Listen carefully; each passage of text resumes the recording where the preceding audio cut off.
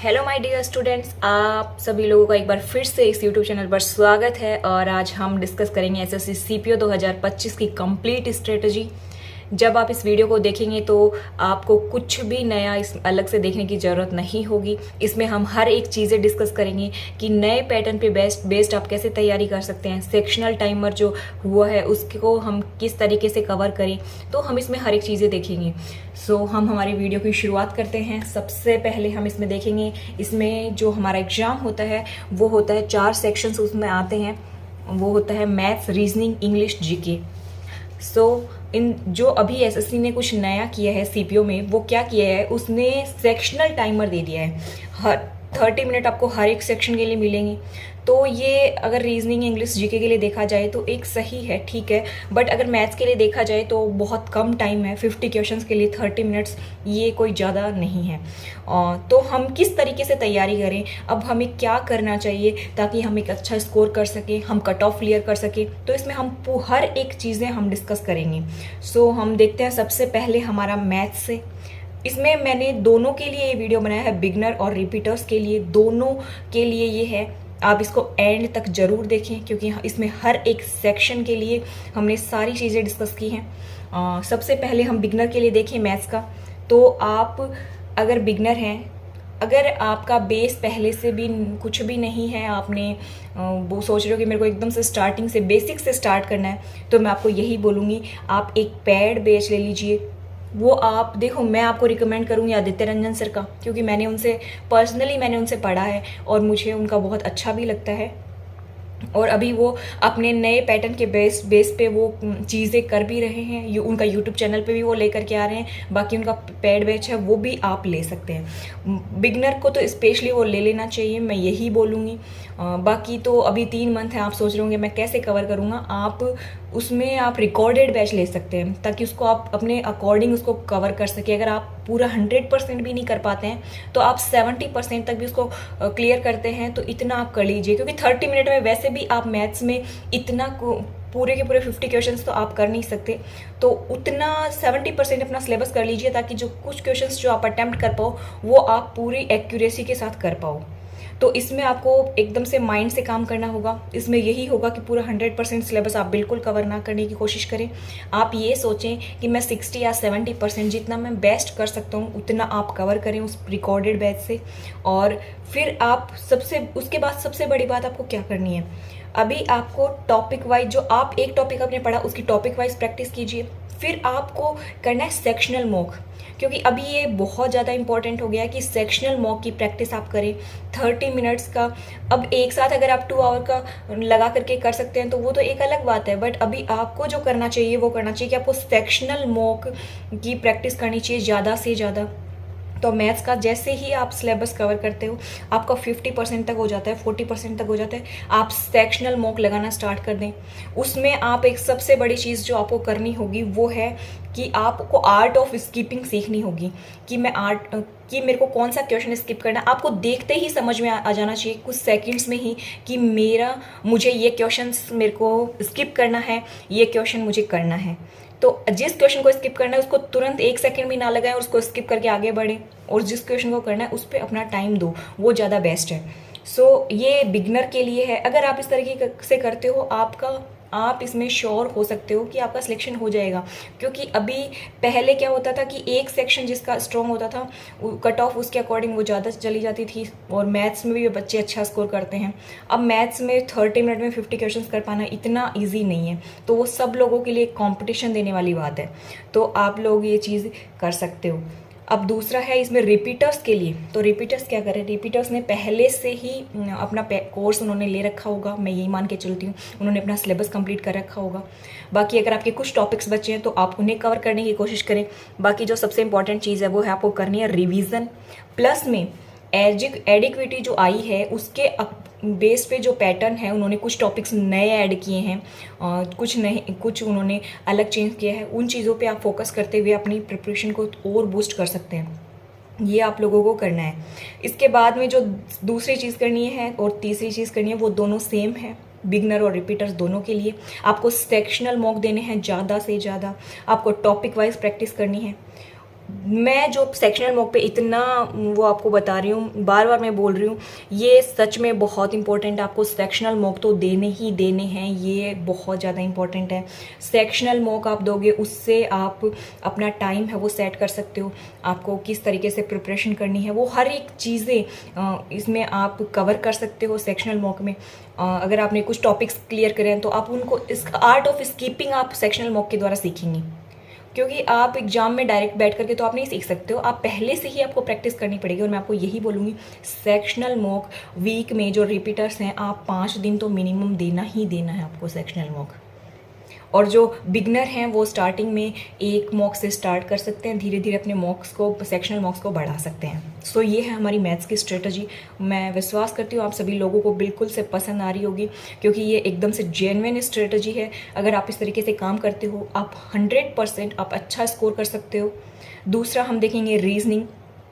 अब हम रीजनिंग में देखें तो रीजनिंग पहले अगर हम एसएससी में टीसीएस पैटर्न पे देखें तो बहुत इजी रहा है और हर कोई 50 तक स्कोर कर लेता है। ऐसा नहीं है कि एडुकेटी ने आके कुछ ज़्यादा ही उसको खतरनाक बना दिया है, ऐसा भी नहीं है, बट उन्होंने कुछ थोड़ा बहुत चेंजेस उसने किए हैं, तो उस पर आपको काम करने की ज़रूरत है। और वो आप कैसे करेंगे, जो टॉपिक्स एडिक्विटी उसमें डाल रही है, आप उसमें टेक्स्ट बुक पे जा करके आप देख सकते हैं, उसमें अपना वो मॉक टेस्ट आप उसमें दे सकते हैं। फिर उसके अकॉर्डिंग आप देखें कि कौन से टॉपिक्स हैं जो मेरे वीक हैं। सबसे पहले मैं यही बोलूँगी, रीजनिंग में एक मॉक टेस्ट दें जा करके। सेक्शनल मॉक आप दे सकते हैं भले ही उस टेक्स्ट बुक पे जा करके। फिर आपको पूरे टॉपिक, जो जो टॉपिक्स आपको लग रहा है कि ये टॉपिक्स नए हैं और ये मुझे मेरे कवर नहीं है, इन पे मेरी थोड़ी मैं वीक हूँ, तो उनको जा करके यूट्यूब से कवर करें। यही बिगनर्स के लिए भी है, यही रिपीटर्स के लिए भी है कि आप लोगों को YouTube से रीजनिंग को कवर करना है। क्योंकि अगर आप उसका बैच लेने जाते हो तो उसका मुझे कोई लगता नहीं है कोई सेंस होगा, बट आप अगर YouTube से उसको प्रिपेयर करते हो, कुछ टॉपिक्स, क्योंकि बहुत सारे टॉपिक्स होते हैं रीजनिंग में हमें जनरली आ रहे होते हैं, बाकी कुछ टॉपिक्स होते हैं जिनको हमें करना होता है, तो आप वो YouTube से जा करके उस पर बहुत अच्छे वीडियोज़ आपको मिल जाएंगे, वहाँ से आप कवर करें। फिर दूसरी चीज़ जो करनी है वो है फिर से सेक्शनल मॉक। 30 मिनट्स में 50 क्वेश्चन करना रीजनिंग के, ये भी इतना नॉर्मल नहीं है, आपको करना है, प्रैक्टिस से होगा। ये ऐसा नहीं है कि ये इम्पॉसिबल है, इम्पॉसिबल नहीं है ये। अगर आप प्रैक्टिस करोगे तो ये सब कुछ हो जाएगा। आपको प्रैक्टिस करनी है, ज़्यादा से ज़्यादा सेक्शनल मॉक देने हैं। मैं फिर आपको एक ही बात रिपीट कर रही हूँ, आपको सेक्शनल मॉक देने हैं ज़्यादा से ज़्यादा। आप जितने सेक्शनल मॉक देंगे उतनी ज़्यादा आप अपने सब्जेक्ट पे है ना, वो आपकी पकड़ बनती चली जाएगी। ओके, अब हम नेक्स्ट देखें, और नेक्स्ट है इंग्लिश। अब इंग्लिश में हम देखें तो इंग्लिश का जो पैटर्न है, अभी जो सीजीएल में हमने देखने को मिला और भी जो एग्ज़ाम्स हुए हैं फेज़ 13 का, स्टेनोग्राफर का, हमने देखा सच में इंग्लिश है वो थोड़ा सा उन्होंने उसको लेंदी बना दिया है, टाइम टेकिंग है। और ये जो इंग्लिश का जो उन्होंने इस तरीके से किया है, ये एक बच्चों में थोड़ा कॉम्पिटिशन लेवल को भी अच्छा करेगा और एक कट ऑफ को भी थोड़ा डाउन में लेकर के आएगा, क्योंकि इंग्लिश उन्होंने सच में लेंदी डाली है। और इसको आपको कैसे प्रिपेयर करना है, ये बिगनर्स और रिपीटर्स दोनों के लिए मैं इसमें एक ही कॉमन चीज़ें मैंने डाली हैं। देखो, वॉइस और नरेशन और पार्ट्स ऑफ स्पीच वो जैसे पूछ रहे हैं, आपको ग्रामेटिकल पोर्शन पे अच्छे से फोकस करना है, उसको बिल्कुल अच्छे से प्रिपेयर करना है। सो आप देख सकते हैं कोई भी यूट्यूब चैनल पे, या फिर आप एक पैड बैच, अगर अभी पैड बैच लेने जाएंगे तो आपका नहीं हो पाएगा, क्योंकि वो इतना समय आपके पास नहीं है। अभी ओनली आपके पास 3 मंथ्स भी पूरे नहीं है, तो आप लोगों को पैड बैच तो एक मैथ्स का आपने ले लिया, वो इनफ है, तो अभी उस पर नहीं जाना है। आप यूट्यूब पे बहुत सारी वीडियोस मिल जाएंगे, अभी टीचर्स ने डालना स्टार्ट किया है नए पैटर्न के बेस पे, तो आप वहाँ जा कर के अपने ग्रामेटिकल पोर्शन को और जो चीज़ें हैं उनको आप कवर कर सकते हैं। जैसे कि रानी मैम हैं या फिर ना जयदीप सर हैं, जो भी टीचर्स आपको सही लगे, अमन वशिष्ठ सर हैं, आप उनसे अपनी इंग्लिश को कवर कर सकते हैं।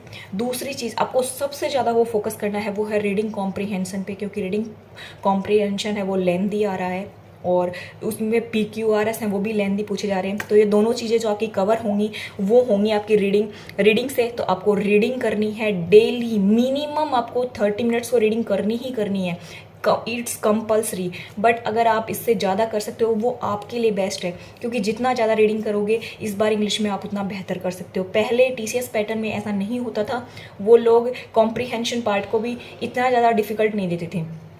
इन्होंने कॉम्प्रिहेंशन पार्ट को थोड़ा सा डिफ़िकल्ट बना दिया है, थोड़ा वो टाइम टेकिंग भी होता है, और उसमें आप कीवर्ड्स भी देखेंगे तो अच्छे इन्होंने डाल रखे हैं। तो मैं आपको यही बोलूँगी, अगर इंग्लिश पे आप अपनी कैचिंग पावर बनाना चाहते हो और अच्छा स्कोर आपको करना है तो आपको रीडिंग कॉम्प्रिहेंशन पे आपको काम करना पड़ेगा। आपको रीडिंग करनी पड़ेगी ज़्यादा से ज़्यादा, और वोकैब है तो वोकैब के लिए आप वही ब्लैक बुक ले सकते हो, क्योंकि अभी ऐसा कुछ इन्होंने नया कुछ लॉन्च नहीं हुआ है। अभी आप वही वोकैब्स वगैरह करें, उससे आपके चीज़ें वो क्लियर हो जाएंगी। और बाकी सेक्शनल मॉक दें आप ज़्यादा से ज़्यादा। सेक्शनल मॉक इसमें भी यही, मैं आपको हर एक पार्ट के लिए सेक्शनल मॉक बता रही हूँ। आप सोच रहे होंगे सेक्शनल मॉक, बट अभी जैसे इन्होंने सेक्शनल टाइमर लगा दिया है वैसे ही आपका सेक्शनल मॉक देना बहुत कंपल्सरी है। आप सेक्शनल मॉक देंगे, उससे आपको बहुत सारी चीज़ें आपकी क्लियर होंगी। और इंग्लिश में भी आपको जैसे लेंदी टाइम टेकिंग उन्होंने बना रखा है, तो 30 मिनट्स में 50 क्वेश्चंस करना, उसमें भी आपको कॉम्प्रिहेंशन पार्ट रहेगा। तो अब वो भी आपके लिए ऐसा नहीं है कि बहुत नॉर्मल आसान है, आपको उसमें भी करना पड़ेगा। अब हम नेक्स्ट देखेंगे जीके और जीएस। तो जीके और जीएस के लिए ऑल टाइम सॉल्यूशन है परमार एसएससी, आप उस चैनल पे जा सकते हैं। अगर आप फ्रेशर हैं, बिगनर हैं, तो आपको पेड बैच ले लें, उससे आप इसको क्लियर कर लें। रिकॉर्डेड बैच इनका रहता है, इनका ऐप है परमार एसएससी के नाम से, आप उसको डाउनलोड कर सकते हैं, उस पर पेड बैच ले सकते हैं। अगर आप रिपीटर हैं तो आपको यूट्यूब वीडियो इनके हैं, ये सर्फ अलग अलग उसमें लेकर के आते रहते हैं। जब भी कोई एग्ज़ाम आता है उसके अकॉर्डिंग ये अपने वीडियोज़ हैं, अपने जो सीरीज़ है वो लॉन्च करते रहते हैं, तो आप वहाँ पे जाकर के इसको क्लियर कर सकते हैं। ये आप लोगों के लिए रहेगा सबसे जीके और जीएस के लिए ऑल टाइम सॉल्यूशन रहेगा। सच में परमार एसएससी से आपको करना चाहिए। और ये सारी चीज़ें एकदम से अगर आप इस तरीके से प्रिपेयर करते हो, सच में आप एसएससी सीपीओ में एक अच्छा स्कोर कर सकते हो। आपको सबसे बड़ी बात, एक बोनस पॉइंट मैं आपको बताना चाहूँगी, वो ये है कि देखो हर एक स्टूडेंट के माइंड में है कि थर्ड सेक्शनल टाइमर लगा दिया, ये हम अब क्या करेंगे, अब बहुत ऐसा हो जाएगा, कट ऑफ बहुत कम चल जाएगी। मैं आपको एक ही बात बोलूँगी, अगर इन सब बातों में आप देखेंगे कि कट ऑफ कम जाएगी, मैं कम पढ़ता हूँ, तो उन चीज़ों का कोई सेंस नहीं है। लास्ट में आपको पछताना पड़ेगा, वो चीज़ें वर्क भी नहीं करती हैं। आपको एक ही चीज़ माइंड में रखनी है, आप अपना बेस्ट कैसे दे सकते हैं। आपको अपना बेस्ट देना है, हर एक सेक्शन में आपको बेस्ट देना है। मैथ्स में आप हर चीज़ों में आप अपनी स्ट्रेटजी बना सकते हो कि 30 मिनट में मुझे किस तरीके से इस चीज़ को कवर करना है। आपको हर सेक्शन के लिए 30 मिनट्स को लेकर के स्ट्रेटजी बनानी है। अब ये आपके ऊपर है कि आप किस तरीके से कवर करते हो, आप डेली टारगेट कैसे सेट करते हो। हाँ, मैं आपको यही बोलूँगी, अगर आपको और भी कोई क्वेरीज हैं जो आप जानना चाहते हैं एसएससी सीपीओ से रिगार्डिंग, तो आप कमेंट सेक्शन में बता सकते हैं। आपकी हर एक क्वेरीज मैं सॉल्व करने की कोशिश करूँगी, या तो कमेंट सेक्शन में, और अगर नीड हुई तो मैं उस पर वीडियो ज़रूर लेकर के आऊँगी। और इसकी भी हम सीरीज़ कंटिन्यू करेंगे। हम सीपीओ में जैसे मेंस एग्ज़ाम कब होता है, कितना टाइम लगता है, और मेंस का लेवल क्या रहता है, और इस बार एडिक्विटी चेंज हो गई है कंपनी, तो फिर वो किस तरीके से क्या लेवल दे सकती है, और फिज़िकल की प्रिपरेशन कैसे करें, फिज़िकल कितने दिन बाद होता है, और मेडिकल की इसमें प्रोसेसिंग क्या होती है, मेडिकल टफ रहता है या फिर आप उसको कैसे क्लियर कर सकते हो। तो हर एक चीज़ों के ऊपर हम वीडियो बनाएंगे। आप इन सब बातों को हमारे साथ जानना चाहते हैं तो हमारे साथ कंटिन्यू बने रहें, और चैनल को सब्सक्राइब कर दें, वीडियो को लाइक करें, और अपने दोस्तों में भी शेयर करना बिल्कुल भी ना भूलें। So thank you so much.